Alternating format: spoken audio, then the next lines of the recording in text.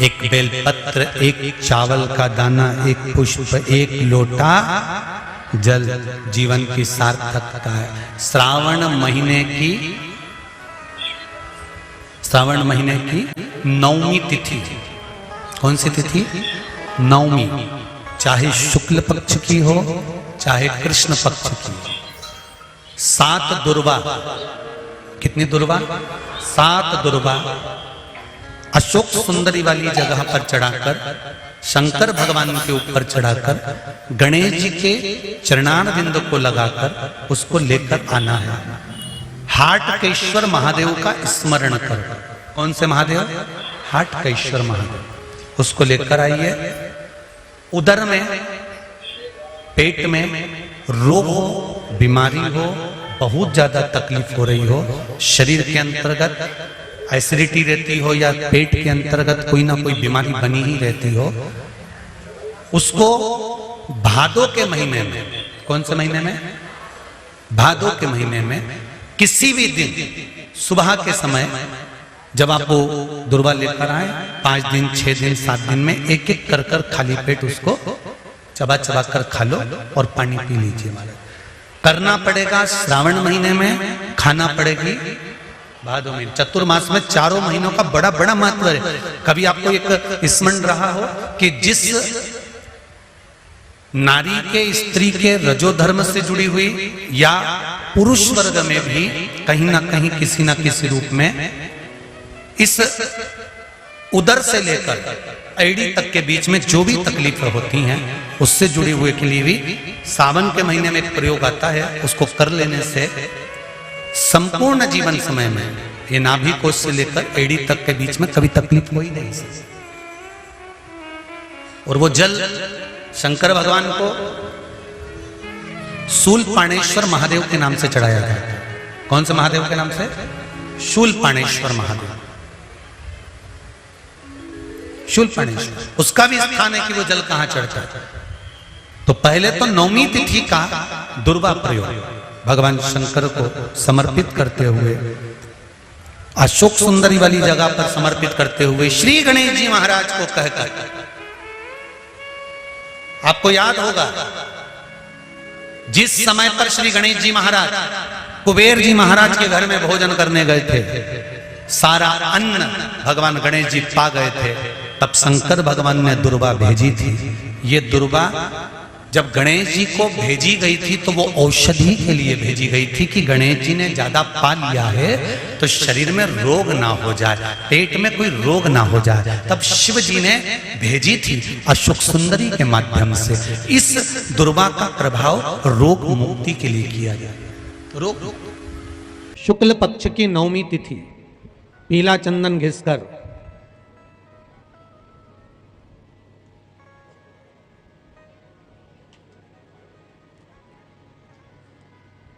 उस चंदन को एक सुंदर पीपल का कोमल पत्ता, कोमल पत्ता मतलब एकदम, एक तो पीपल का होता है कड़ला पत्ता, एकदम कड़क हो जाता है, और एकदम होता है कोमल पत्ता।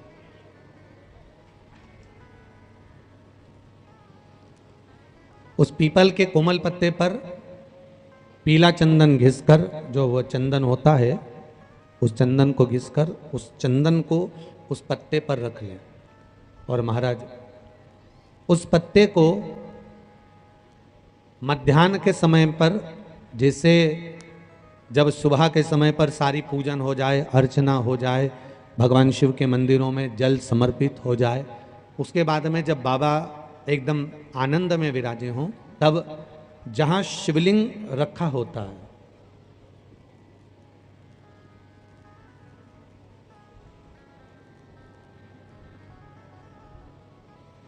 जैसे ये शिवलिंग है और ये कटी भाग जहां शिवलिंग रखा हुआ है, इस कटी भाग पर जहां शिवलिंग रखा है उसके पास में ही 3 उंगलियों से चंदन का लेपन उस कटी भाग पर करना है। जो उंगलियां लगी रहेगी उसी को अशोक सुंदरी वाली जगह पर स्पर्श करना है। और अशोक सुंदरी वाली जगह पर स्पर्श कर कर कुछ देर तक चंदन लगे रहने देना है, उसके बाद में उस चंदन को वापस निकाल कर लेकर आना है। कटी भाग पर जो लगाया गया है उसको भी निकाल कर वापस लेकर आना है। फिर बाबा का स्नान नहीं कराना है, केवल चंदन लेकर आना है, उसी पीपल के पत्ते पर रखकर। एक डिब्बी में उस चंदन को आप रख लीजिए। कुछ दिन जिसकी नेत्र ज्योति कमजोर है, चश्मा लग रहा हो, श्रवण शक्ति कमजोर हो, सुनाई कम दे रहा हो, उसके कंठ से इस ठोड़ी तक उस चंदन का तिलक लगाना प्रारंभ कर दीजिए और नेत्रों के नीचे थोड़ा सा वो चंदन लगाना प्रारंभ कर दीजिए। लगभग 20 से 22 दिन तक आप उसका प्रयोग करिए और एक रुद्राक्ष का जल शिव को समर्पित कर कर उस जल का आचमन करना प्रारंभ कर लीजिए। लगभग 22 दिन लगेंगे। धीरे धीरे फिर जाकर डॉक्टर को जांच करा लेना, नेत्र की ज्योति बढ़ना प्रारंभ हो गई है। पर विश्वास के साथ में, भरोसे के साथ में, क्योंकि सबसे मूल अगर कुछ है तो विश्वास मूल है। मानो तो मैं गंगा मां हूं और ना मानो तो बहता पानी। अगर आपका विश्वास प्रबल होगा, भरोसा अगर प्रबल होगा, विश्वास अगर प्रबल होगा तो भगवान मिलेगा, और अगर विश्वास नहीं है तो परमात्मा नहीं मिल सकता।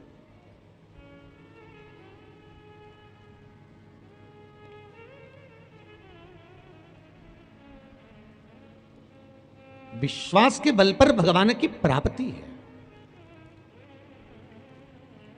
विश्वास है तो शिव है।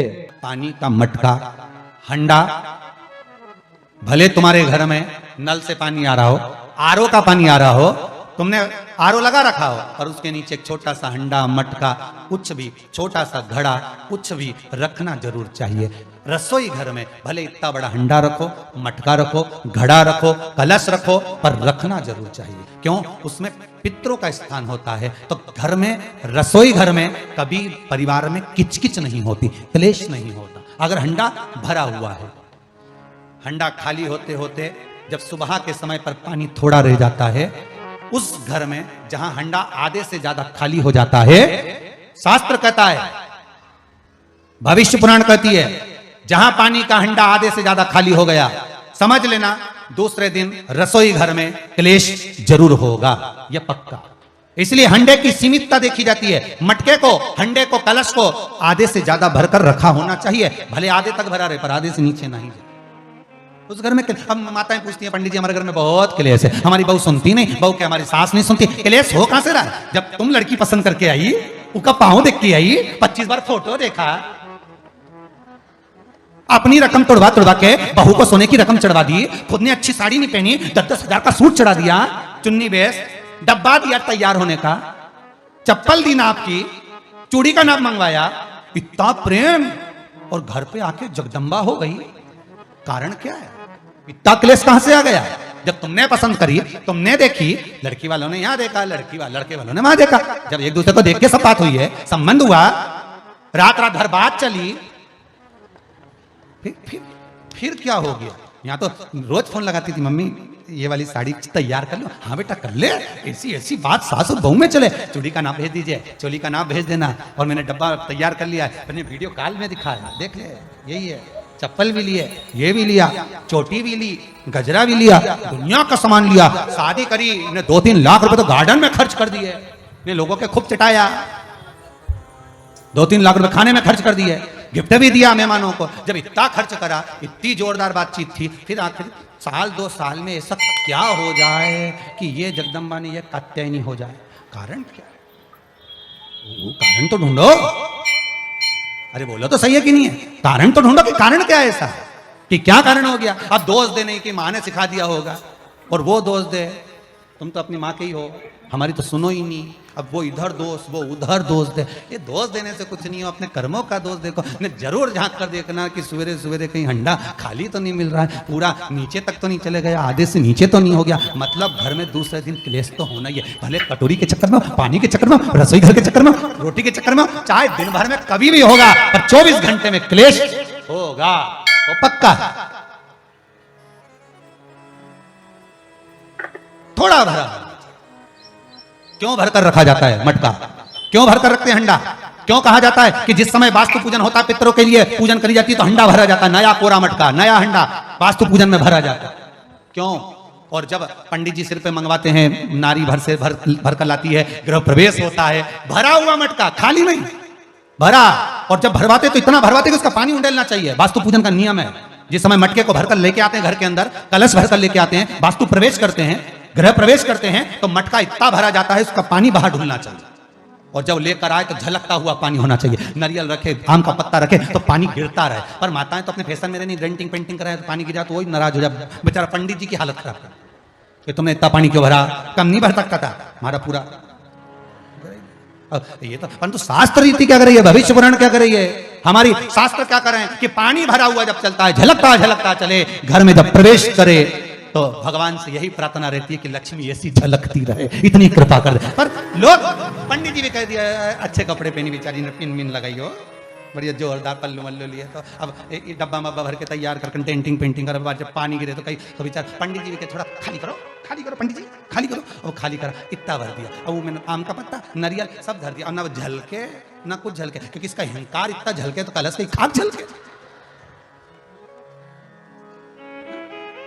ये तो गृह प्रवेश कर रही तो अपने आप को ऐसी समझ रही कि हमारा बराबर कोई नहीं बनाया ऐसी, और ऊपर से फोटो खींच रहा है।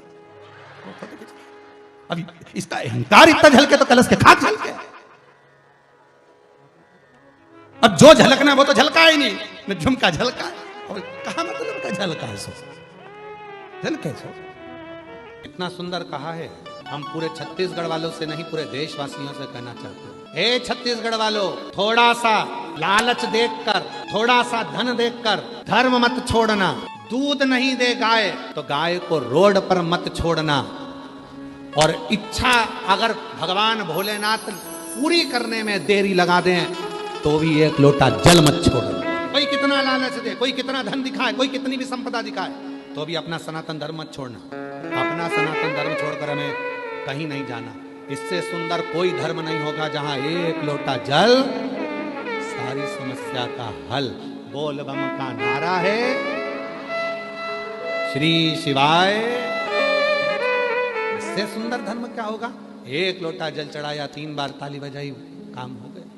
और शिव पुराण तो यहाँ तक कहती है, भगवान शंकर की कथा तो यहाँ तक कहती है कि बाबा की कथा में, हमारे पास में कई लोग कहते हैं बाबा जी हमारे पास डमरू नहीं है, हम डमरू बजा सकते हैं। कोई ने कहा बाबा जी हमारे पास ये नहीं है, हम ये ला सकते हैं। यहाँ तक शिव पुराण कहती है, शंकर भगवान को प्रसन्न करने के लिए स्वयं देवताओं ने भी जो प्रयास करा, हाथ के डमरू नहीं, सामान के डमरू नहीं, अपने गाल के डमरू का नाद, गाल के डमरू का नाद किया। इसलिए आज भी बंगाल में, आज भी साउथ में, आज भी दक्षिण में गाल के डमरू बजाए जाते हैं। आपने देखा होगा कोई ऐसे दीवान को उड़ करता हुआ, कोई ऐसे करता हुआ। जब देवी की पूजन करते हैं, देवता की पूजन करते हैं, तो कई लोग डमरू का नाद करते हैं। इसको गल डमरू करते हैं। नहीं, हमारे पास कुछ नहीं। अरे तेरा ही दिया मैंने खाया पिया है, तेरा शुक्रिया, तेरा शुक्रिया है, भोले बाबा ने बहुत दे दिया है, तेरा शुक्रिया है, तेरा शुक्रिया। थोड़ा सा लालच देखकर धर्म मत छोड़ना। गाय दूध देना बंद कर दे तो रोड पर मत छोड़ना। और अगर मेरा भोले बाबा थोड़ी देने में देरी कर दे तो भी एक लोटा जल चढ़ाना मत छोड़ना। तो छोड़ना नहीं, लगना, पीछा पकड़ना, पीछा पकड़ना। भगवान भी सोचता होगा इतना पानी गिरा रहा हूं, इसके बाद में भी छाता छोड़कर जा नहीं रहा है, टस से मस नहीं हो रहा, वहीं खड़ा छाता ले लेता। आप लोग तो अंदर बैठे हो, आप अंदर बैठे हो, ये 5 पंडाल में शिव भक्त बैठे हुए हैं। इसके बीच में जो जगह है, जरा देखो, ये पहले और दूसरे नंबर के पंडाल के अंदर बीच में जगह है, उस जगह में भी लोग छाता पकड़ के, दोनों ओल्टन का पानी आ रहा है, इधर का भी पानी आ रहा है, उधर का भी पानी आ रहा है, और उसके बीच में खड़े। उधर देखिए, उधर से पानी आ रहा है, उधर से पानी आ रहा है, तो भी बीच में खड़े। उधर देखो, चौथे पंडाल के वहां पर भी ऐसे खड़े हुए हैं। कितनी भक्ति होगी आप। और केवल ऊपर का पानी नहीं, नीचे कीचड़ का पानी भी होगा, पानी पाँव में भी लग रहा होगा, पानी कपड़ों में भी लग रहा होगा, कीचड़ भी लग रहा होगा, पर आपकी भक्ति अभी है। और ये आप सीहोर वाले बाबा को सुनने के लिए नहीं आए, और सीहोर वाले बाबा की सामर्थ्यता भी नहीं है कि हम आपको कुछ सुना सकें।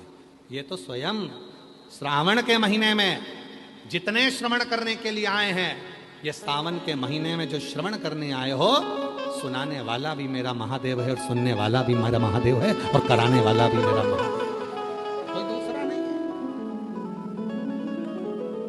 एक संबंध जुड़ गया, एक संबंध, परमात्मा, एक रिश्ता। एक बात बताएं आपको, अपने मन की बात है, वैसे बताना नहीं चाहिए, फिर भी हम तुम्हें बता देते हैं। सुनो, पहले हम भी तुम्हारे जैसे ही मंदिर में चले जाते थे, जल चढ़ा देते थे, जैसे सब लोग चढ़ाते हैं वैसे ही हम भी थे। हम भी मंदिर में चले जाते थे, एक लोटा जल चढ़ा दिया, मंदिर धोया, साफ करा, धीरे धीरे धीरे धीरे धीरे धीरे। हमें क्या मालूम था कि भोलेनाथ जी मंदिर में जल चढ़ाने वाले का हाथ पकड़ लेते हैं और उससे अपना रिश्ता बना लेते हैं। इसीलिए मेरी बहनों, मेरी बेटियों, मेरी जीजियों, मेरे जीजाओं, मेरे भाई, मेरे बुजुर्ग माँ बाप, हम आपसे कहते हैं कि आप कुछ मत करो, शिव के मंदिर में जाकर एक लोटा जल चढ़ाना प्रारंभ कर दो, तुम्हें रिश्ता जोड़ने की जरूरत नहीं पड़ेगी। बाबा खुद तुम्हें अपनी बेटी बना लेगा, तुम्हें अपना बेटा बना लेगा और तुमसे रिश्ता जोड़ेगा। इतना सुंदर शिव महापुराण की कथा में तुम रुका जी चंचुला देवी को पाएगा। किसी मंदिर में नगाड़ा नहीं बजा सकते, मत बजा। किसी मंदिर में घंटा नहीं बजा सकते, मत बजा। किसी मंदिर में मंजीरा नहीं बजा सकते, मत बजा। किसी मंदिर में जाकर ढोल नहीं बजा सकते, नगाड़ा नहीं बजा सकते, मत बजा। पर शिव पुराण की कथा कहती है 5 ऐसे हैं जिनके चेहरे पर यदि आपके द्वारा मुस्कुराहट आ जाए तो समझ लेना कि आपकी जिंदगी नगाड़ों से, ढोल से, मंजीरे से और खुशियों से भर गई। 5 ऐसे। पहले नंबर पर है माँ, दूसरे नंबर पर है पिता, तीसरे नंबर पर है बेटी, चौथे नंबर पर है बहू और 5वें नंबर पर है शिव का भक्त।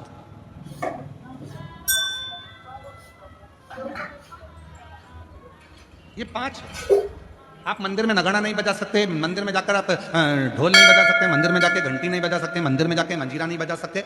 दुनिया की यदि सारी खुशियां आपको आपकी जिंदगी में चाहिए तो इन 5 को प्रसन्न रखने का प्रयास करो। इनके चेहरे पर स्माइल होना चाहिए। तुम्हारे घर के बुजुर्ग माँ, तुम्हारे घर के बुजुर्ग पिता, तुम्हारे घर के अंदर रहने वाली बेटी, तुम्हारे घर में आने वाली बहू और तुम्हारे घर में आने वाला कोई शिव भक्त जिससे तुम मिलो, उसके चेहरे पर प्रसन्नता होना चाहिए। समझ लेना कि तुम्हारी जिंदगी की सारी तरक्की तुम्हारे सामने।